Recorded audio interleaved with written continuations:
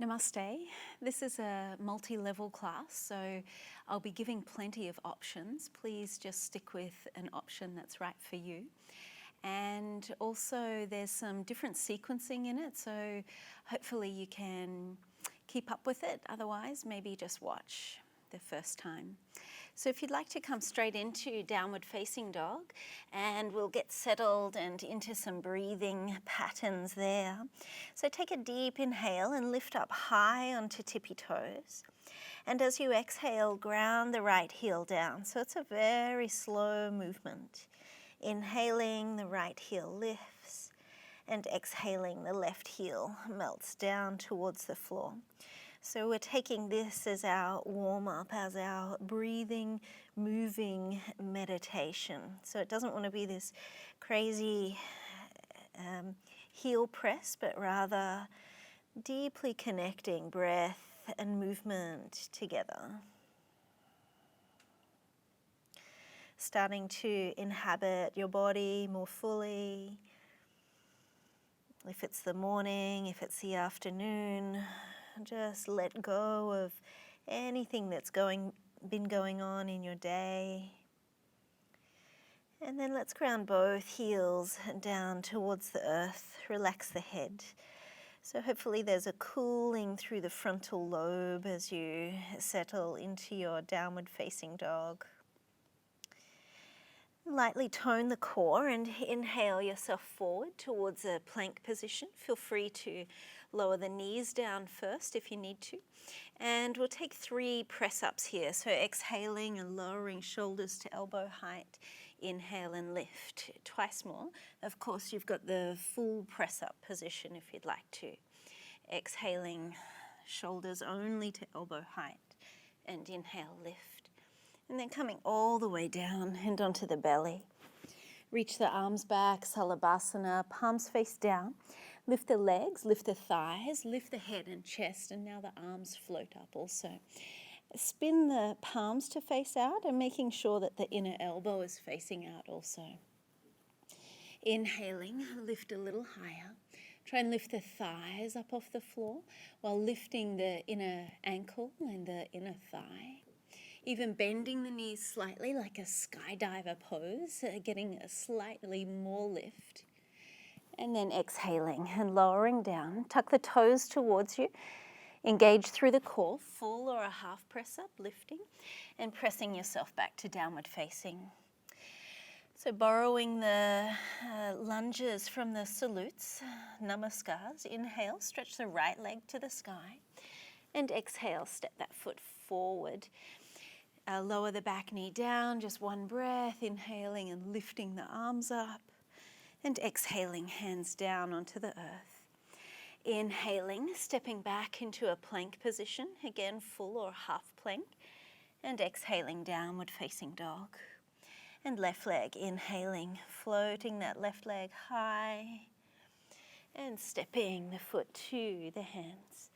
Lower the back knee down, inhale, sweep the arms, and exhaling, hands onto the earth. From here, step back into your plank pose once again. Lower yourself down. Rise into a cobra. Maybe hands stay under the shoulders. Of course, you've got Sphinx Pose. For those of you ready to bust into upward facing dog, you can do that. But making sure that you're doing so with great compassion for yourself, for your body. Lower yourself down, inhaling and lifting and pressing back to downward facing. So let's get into a standing flow. Stretch the right leg up into the air. You can allow the hips to open slightly, just focusing on a nice distance between the grounded left heel and the right heel lifting. And stepping the foot through to the hands. Sweep the arms back and take a deep inhale, reaching the arms up overhead. You can interlace the fingers behind the back of the body, reach back through that left heel, forward through the right knee, back through the arms, and forward through the heart. Then release, and let's float the right elbow on top of the left for Garuda arms. Maybe coming into a slight back bend here, though if it causes you strain through the lower back, you could bend the knee, even taking it to the floor if need be. Okay, you can tip the torso forward. We're going to come forward towards a Garudasana. So if you can, one smooth movement, bringing the leg around and hooking it over the right leg. Alternatively, you can stop at any point along the way. And thinking about hips sinking down, even elbows dropping down, lifting through the chest, softening through the shoulders. And now releasing the arms. Inhale and bring that left leg all the way up, knee to chest. Think about the right thigh bone moving back in space. And if you can, so level 1 might be to stay here. Level 2, try and extend that leg out while keeping the right leg very firm. And we transition into Vira 3. So finding an appropriate position for your arms, whether it's arms forward, maybe bending the right knee and drop the left hip down. Try and straighten through that right leg, extend through to the crown, maybe even tacking the outer right thigh back. Take one last full deep breath here, trying to expand and open. And exhaling, hands to the earth and stepping yourself back into a side plank. So right foot stacks on top of the left. Level 1 might look more like this with the bottom knee on the floor. Otherwise, anchoring through what's touching the earth and trying to lift the hips up a little higher. You can then flip the right hand over and lower yourself down. Inhale, rise to your cobra or your upward facing, thinking collarbones broad, shoulder blades moving down the back. Exhaling and lowering. Rise up through your full or half push-up and into downward facing. Ready for the second side. Left leg floats high. Once again, thinking about space and height through that left leg. It's okay if the hip opens a little. And now stepping the foot forward to the hands. So if you have trouble getting that foot forward, you could lift the left hand to step it forward. You could use the left hand to step it forward also. Release the arms back. Anjaneyasana, sweep the arms up overhead. And interlacing the fingers behind the back of the body. So just enlivening the shape now. Think about right heel reaching back, left knee forward, heart forward, and then knuckles reaching back with that same amount of energy. Lift through the chest, shift to a more optimistic gaze, slightly upwards. And release now, so your left elbow comes on top and entwining the arms. Maybe lifting the elbows ever so slightly. Tip the torso forward, bend the back knee, and in one smooth movement or taking as many stops on that scenic pathway to get to Garudasana. So this pose, we're looking to take the elbows down. It's a wonderful clearing out for the lymphatic system. The lymph nodes that are so rich in the underarms and in the inner groin. So we're looking to squeeze and compress. And there's this squeeze and soak effect. So you release and there's a flushing of fresh lymph through the system. Think about lifting through the right knee, left thigh bone moving back. Torso and arms are vertical and stretching that. Optional to stretch that right leg forward. And pendulum your way through to this Vira 3 position. Again, thinking about the sacrum being level to the earth. Left thigh bone moving back in space. Maybe bend that left knee and tack the outer left thigh back. Lengthen forward through the crown and back through the right heel with the same amount of intensity. And a light toning through the core. So level 1 could even have the hands down on the floor or on a block as well. So you can then bend your standing leg and step all the way back. We move back into a side plank position. Remember, you've got the option of right knee down as you come back. Otherwise, stacking. So what tends to happen is that the left toes, the left foot does something funny. Try and keep the feet in Tadasana. So little toe side of the left foot, try and draw it back. Press down through the right hand, lift up through the hips. You can then flip yourself over and press straight back to downward facing. Walk the hands back. Take a standing forward fold here, either passive, holding onto the elbows, or be more active. Catch hold behind the ankles and focus on drawing yourself in. So yogi's choice. Again, multi-level practice. Do with it what is going to be most potent for you and for your body in this moment. Bend the knees, rounding through the back, coming all the way up. Extend the arms, bring the palms to touch, and draw the hands down through Namaste. So, standing in at the back of the mat, we'll come into a standing pigeon position. So if you bring your right foot over to your left leg, so it's like a figure 4 shape, and making sure that your right foot is quite active. Folding forward, elbows onto the shin, or potentially you could go hands down onto the floor. So find your perfect place, but wherever you are, try and be heavy through that right hip. So outer right hip, try and drop that down. Soften through the neck. Check in with your habitual areas of holding tension and ensure that they're not overdoing it here. Okay, you can then start to walk forward, but keep the hips back. So you're in a downward facing dog shape with that right leg still in a figure 4. And now from here, slide yourself forward, more towards a plank, and you're bringing the right foot to the inner left thigh, moving towards a side plank, so with the tree variation. You can then bring the hand down. Keep the right knee out to the side as you lower yourself down slowly. So the right leg is out at a 90-degree angle, shin parallel to the long edge of the mat. And the torso's in a Sphinx Pose position.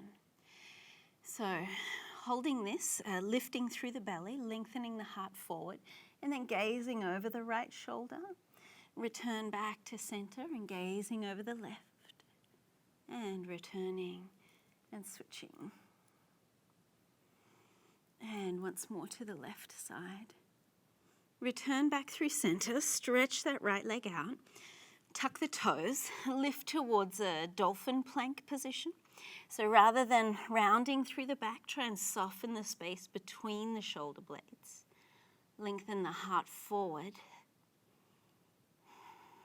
And then flipping the toes to that side plank position. So ideally keeping the forearms on the floor, but the toes are pointing over to the left. And 5 times we exhale and lift and inhale lower. So this is called the Muffin Top Buster. Twice more.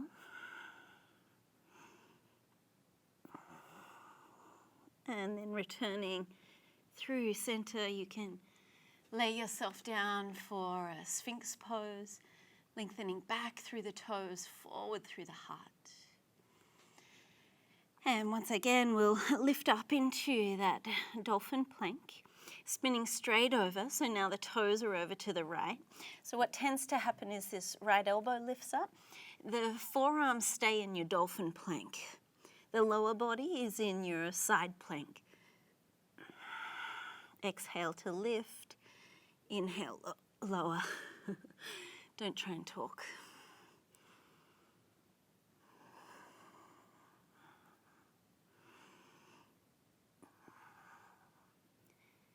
can returning, finding your Sphinx pose again, maybe transforming it into a cobra, your cobra of choice, shoulders moving away from the ears so you've got this spacious elegance through the neck. And lowering yourself down, tuck the toes, plank, and downward facing. Move the arms back now and coming towards your Uttanasana. Once again at the back of the mat. Bend the knees, spinal roll up, palms touch, and hands back into Namaste. You can transfer the weight onto the right foot. Bring your left leg up into this figure 4 position or standing pigeon, folding forward, elbows onto the shin, pausing there, hands onto the floor if that's appropriate. Thinking about this outer left hip being heavy as it drops down. And then maintaining an energy through that left knee as you come back into downward facing. So if that left leg is slack, it'll fall. Try and keep the left knee moving away from you. Slide the foot to the inner thigh, come forward plank, then side plank. Stretching the arm up. Flip yourself over. So as you hold this position and as you lower, try and think of the left knee touching last. So you want to keep a lift through that inner thigh. Okay, Sphinx pose once again. Left foot moves out to the side. So you've got this right angle here or zigzag angle. Lengthen the heart forward, shoulders down, lifting through the belly. Inhale deeply, and then exhaling, turn to the left. Inhale over to the right. Exhale to the left. And inhaling right. Okay, you can return back to center. So optional, you can go for the muffin top buster again, or I'm going to take this shoulder opener, so you extend the left arm. Extend the left arm to the side and then rolling over. So it's nice to have the head down on the floor rather than straining through the neck. So this is stage 1. You can take it further by bringing this top arm over, interlacing the fingers. So that might be stage 2. Stage 3, potentially, bringing the legs towards your bridge pose position.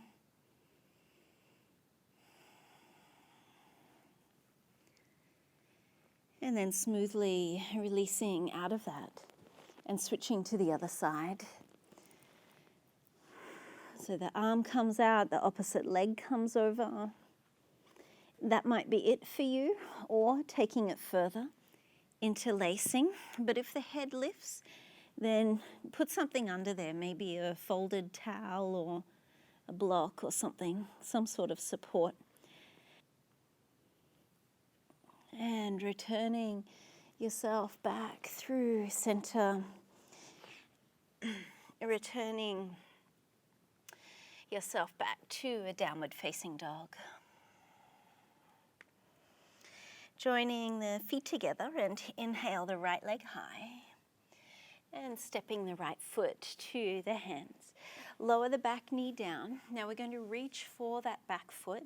Easier is to catch hold with the left hand. More challenging, level 2, might be to reach and catch hold with the right hand. And then we pulse with the breath. So inhale, try and even turn it into a back bend. Kick the foot back and open through the spine. And as you exhale, heel to the buttock and folding yourself in. Inhaling, kicking back, looking over that right shoulder. And exhaling, fold. One last time like this.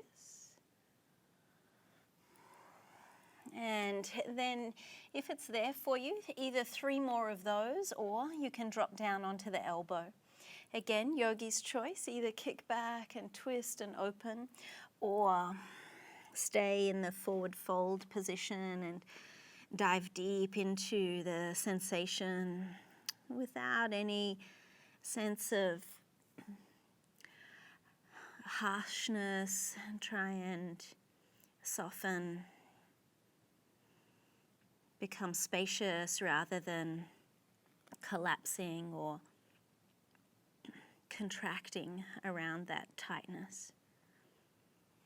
Okay, you can smoothly release out of that. And we'll straighten the right leg up, so maybe heel toe the foot through center and rocking back into this Ardha Hanuman, or a runner's stretch, folding yourself in. Maybe even sliding back, heel to the perineum, and then folding yourself forward.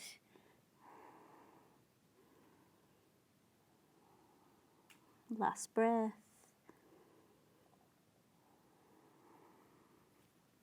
And making your way forward. Use the hands for support so that the right foot can become light and move into pigeon. Start to inch the left knee back and draw the shoulders down and lift through the chest. Breathe deeply as you inhale and lift, and as you exhale, fold. So rippling movement, inhaling, rounding through the back to lift, and exhaling, folding yourself in. Inhale to lift. Last one. You can fold yourself in, pillowing the hands. For those of you who have a deeper pigeon pose, remember you've got the option of having the shin more parallel to the little edge of the mat, or alternatively coming into the twist. So this left arm can come under and the right arm can come around to catch hold. A couple of moments here. Again, noticing any tendency to withhold, to restrict, and instead try and let everything flow freely, breath included. Okay, so you can pick yourself up and step yourself straight back to downward facing. Stretch the left leg high and stepping it forward. Lower the back knee down. Again, right hand's easier, left hand a little more challenging. So if you're able to, reaching back with the left hand. I find it helpful to turn the left toes out and even the left fingers out, and to have them quite wide. See how I've got them at the edge of the mat? Just gives you a little more space to not only to kick back, but also to exhale and fold in. Inhaling like a back bend, arching back, and exhaling.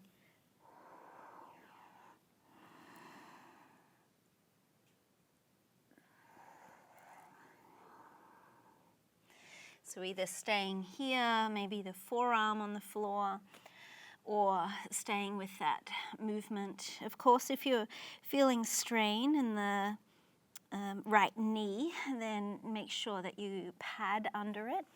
Often the pain is from the weight being on the kneecap and the leg is more vertical. You want to try and bring your weight so that it's more at the very bottom of the thigh, so it's on the fleshy part rather than the bony knees. Okay, so let's extract ourselves from that delicious quad stretch, and then rocking back into your Ardha Hanuman, squaring the hips around, lengthening through the spine, making sure that that fold is at the hip crease rather than any rounding in the back, and potentially taking this variation, Trayangmukha Ekapada Paschimottanasana, in case you were wondering. So lengthening through the spine as you inhale and fold in a little deeper as you exhale.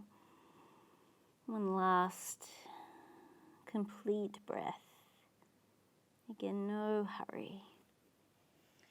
And now bringing yourself forward, using the hands for support more as you come into a pigeon position. Walking the right leg back, squaring through the hips, and feel free to adjust your left shin so that it's in a suitable position for you. And we'll ripple through the spine. So for a moment, arch back, open through the heart, and exhaling, fold. Inhaling and lifting, and exhale. And last one. Fold yourself in, pillowing the hands, or potentially taking the twist, rotating left arm around to catch hold. Find the fullness of your inhale. Let that fullness infiltrate any tension that you're finding in the fibers of the left glute, the piriformis. Let everything become long like toffee, warm toffee, stretching and softening. And you can then bring yourself up. So rather than stepping back, let's swing this left leg or the back leg around to your, to come to lie down onto your back. So this is a well-rounded practice. We'll take a few back bends to make sure that we've incorporated back bends, twists, standing poses, balancing, arm strengthening, everything's in there. So we'll inhale, and as you exhale, flatten the lower back towards the floor. Inhale the hips up into the air, moving towards your bridge position. So if you'd like to, interlacing the fingers. Press down through the feet and try and lift the hips a little higher. So think about the tailbone and the pubic bone equally lengthening towards the backs of the knees. Notice if your toes are turned out, try and keep the feet at hip width and parallel. Feel free to either stay there, or you could use a block to come to a restorative position, or move towards your Urdhva Dhanurasana. Taking care of your microphone, of course. And when you're ready, lowering down and going into a neutral spine position is the most immediate counter to back bends. Let that feeling of energy, electricity splay through the body.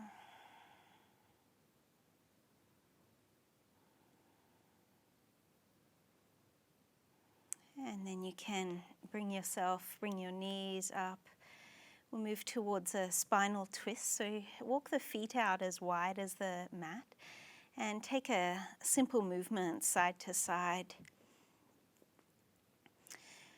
So inhaling to one side, exhaling to the other side.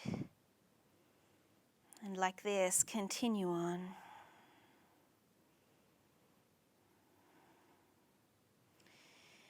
Okay, we'll stop on the right side and bring that left knee up.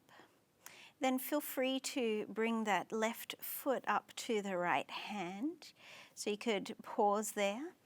Or if you're able to, reaching around to catch hold of the right foot with the left hand, and then thinking about the left ribs dropping down towards the floor.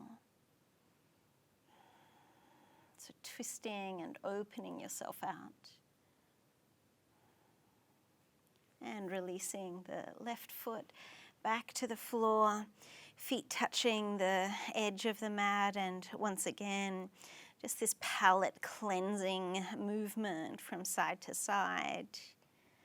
Then stopping on the left side, bring the right knee to stack on top of the left, and that might be it for you.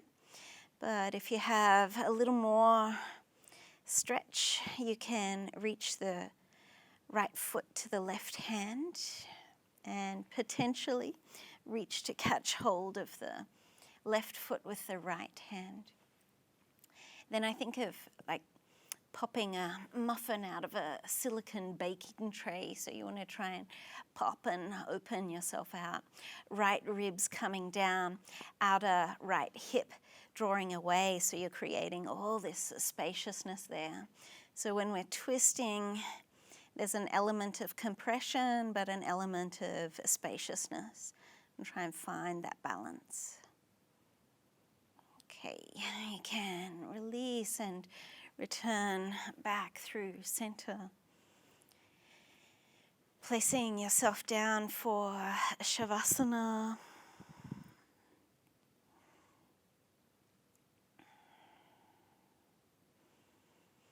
And feeling once again this energy that you've unleashed in your body. One of the most beautiful aspects of yoga is the feeling of lightness and ease that is created as we release all that heavy tension out of our body. And miraculously, this same wringing out of heaviness and tension happens in the mind as well. So just allow yourself to settle here and savor the spaciousness that you've created.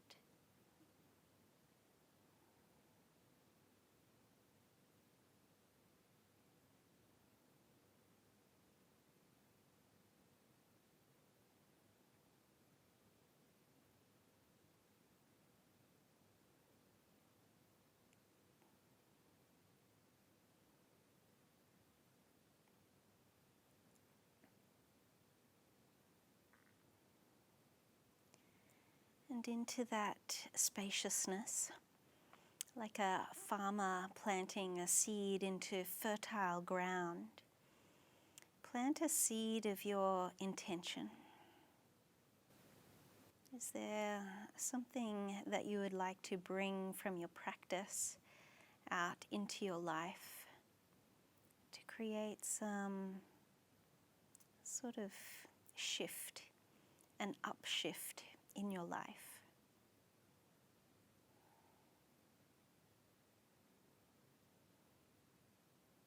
Trust what arises.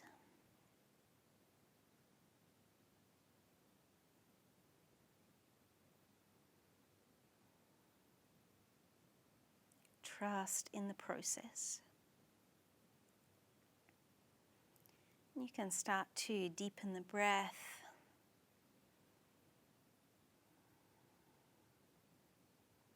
Breathe all the way into the fingers and the toes, bringing some life there.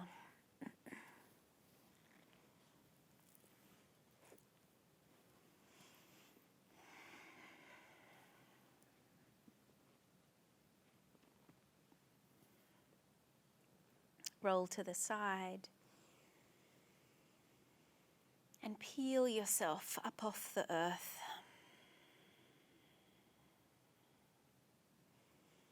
And take a moment at the end of practice to count your blessings. So many blessings in your life. If you're struggling to find any today, then I encourage you to look deeper. Gratitude is such a powerful gateway to the heart, to compassion, to empathy.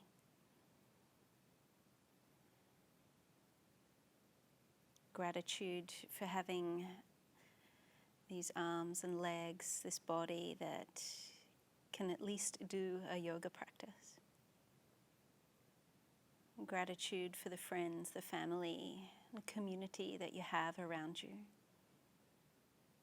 The support of yoga, the support of the path. And with such bounty, let your blessings overflow as you bow forward, spilling from your heart. Blessing all the beings on the planet. May you be happy, may you be at peace. Namaste.